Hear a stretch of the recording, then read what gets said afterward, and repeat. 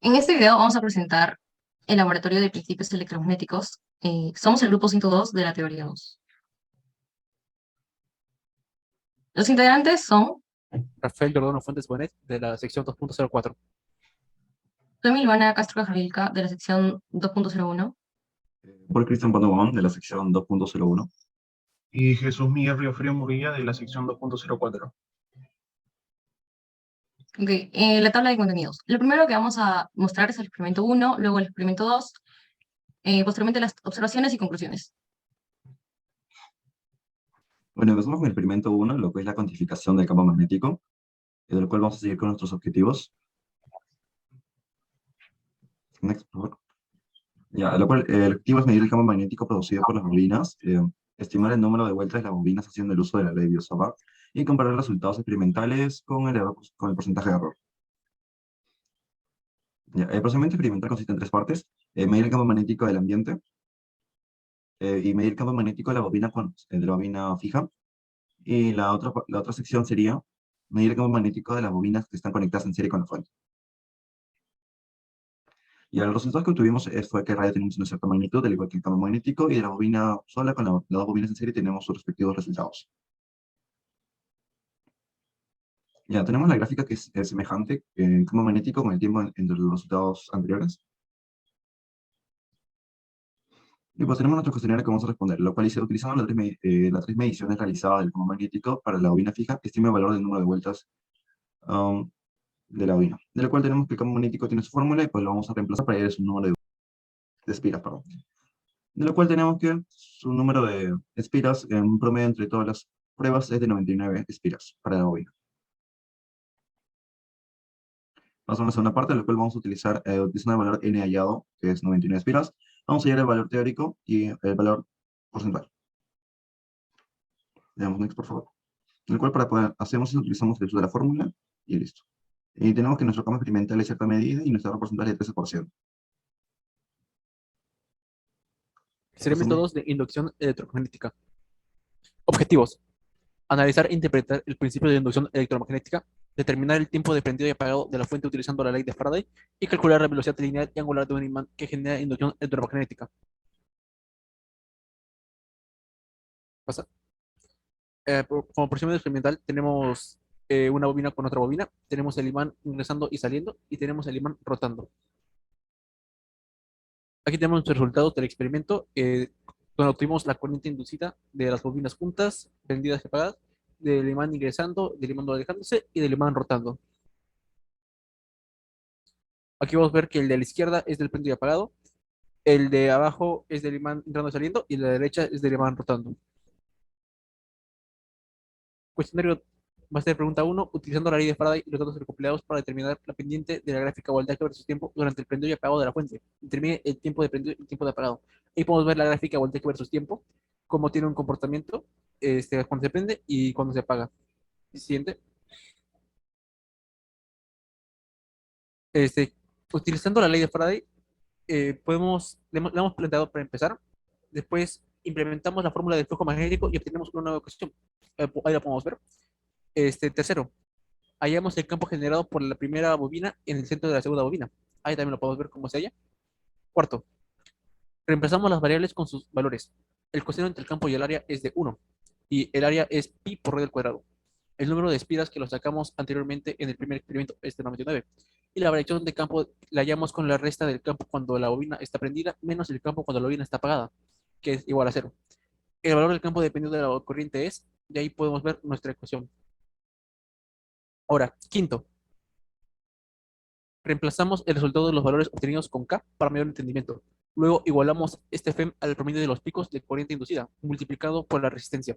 Despejamos y obtenemos la ecuación para hallar la variación de tiempo, o mejor dicho, el tiempo que tarda la bobina en prenderse. Para hallar el tiempo de apagado, lo único que cambiamos es que ahora utilizamos el promedio de picos de corriente negativos cuando se apaga la bobina. Ahí podemos ver la ecuación. Y tenemos también la corriente inducida de promedio prendida es 0,161 y la corriente inducida de promedio apagado es menos 0,306, todo en amperios. Y la resistencia es igual al voltaje de nuestra primera bobina entre su corriente, basándonos en la tabla que podemos ver.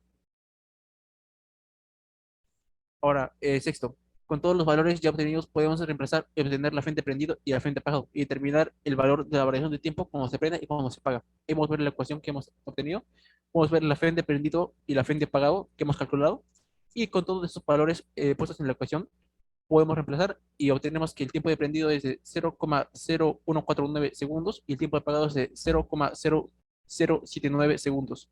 Tomamos siempre el valor absoluto. Experimento 2. Explique los otros métodos utilizados para producir la FEM inducida y compare los resultados obtenidos. ¿En cuál de estos se obtuvo mayor FEM y por qué? Los métodos para producir FEM inducida que se han utilizado son mediante un imán en dos casos: imán en rotación y cuando ingresa y cuando sale de la bobina. Hemos tomado en cuenta las corrientes máximas que se generan en la bobina para realizar la respectiva comparación. El imán, para el caso del imán en rotación, este, al estar a una distancia d de la bobina fija, se hace rotar y se mide la corriente inducida sobre la bobina, teniendo en cuenta la velocidad angular con la que gira y la distancia del imán con la bobina. Sabemos que para este caso el campo magnético varía según la posición angular del imán en rotación, por lo cual el flujo magnético de la bobina depende del ángulo del imán. Ahí podemos ver cómo en la toma 1, cómo se ha tenido la corriente máxima y la FEM máxima. Intento 2, por favor.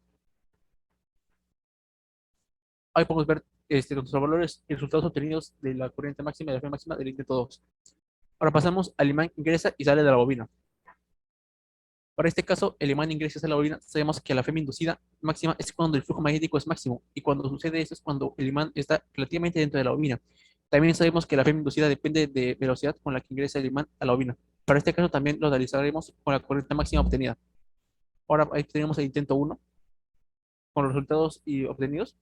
Ahora el intento 2 también con los resultados obtenidos con la corriente máxima y con la FEM máxima. Y entonces tenemos que la FEM promedio es de 0,1265 voltios.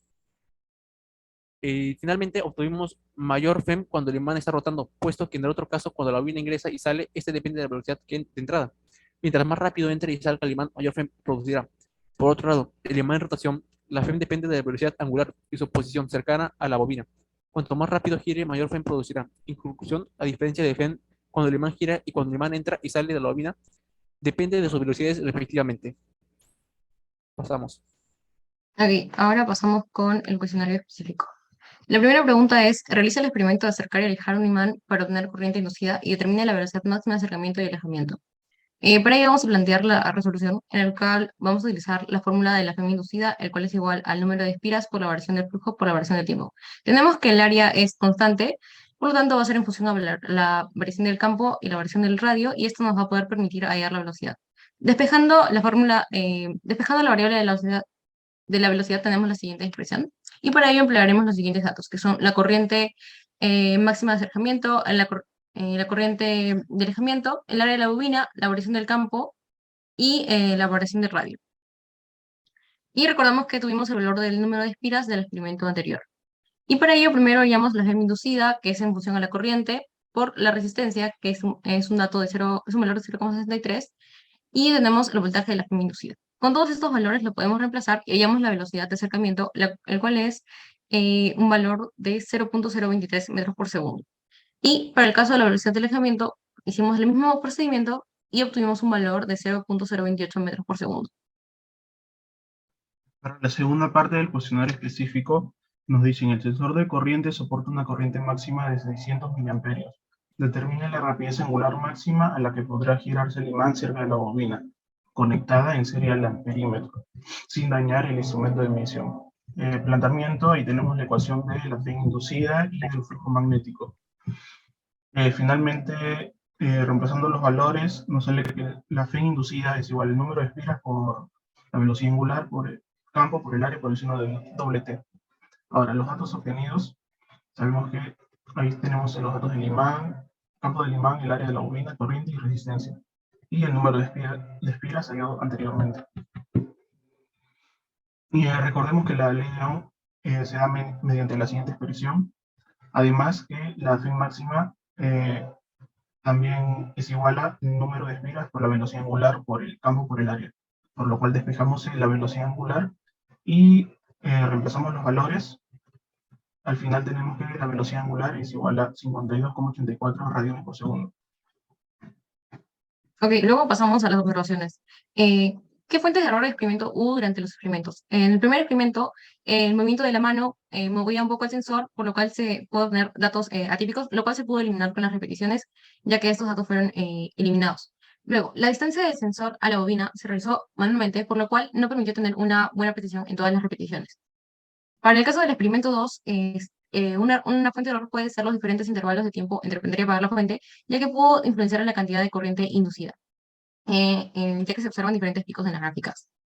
Asimismo, puede ser la distancia a la que se ingresó y retiró el imán, es un valor aproximado, ya que se realizó manualmente. Esto para el caso del experimento específico. Si pudieras regresar al laboratorio, ¿qué harías de manera diferente? Bueno, en el experimento 1, medir el campo de ambiente más cerca de las bobinas, ya que esto se realizó sobre las bobinas y no eh, entre las bobinas. Para el experimento 2, seguía controlar el tiempo en el que se prende y apaga la fuente, ya que, como se mencionó anteriormente, se realizó en diferentes intervalos de tiempo. Y para el experimento específico, sería ser más precisos con la distancia a la que se movía el imán. Y luego, ¿qué otras observaciones añadirías? Bueno, para el experimento específico se podría emplear un imán para mover, perdón, se podría emplear un móvil para mover el imán a una misma velocidad en todas las repeticiones y tener datos más precisos. Conclusiones. Del experimento 1, la conclusión que más podemos resaltar es que el porcentaje de error experimental es de 13,34%, ya que las mediciones pueden variar por el error humano, ya que se ha medido manualmente. Siguiente. Para el experimento 2, todas las conclusiones, la más resaltante es el imán rotado genera un voltaje inducido de 0,015 voltios y el imán sin rotar de 0,0127 voltios, por lo cual el voltaje inducido del imán rotado es mayor. Y eso sería todo, gracias.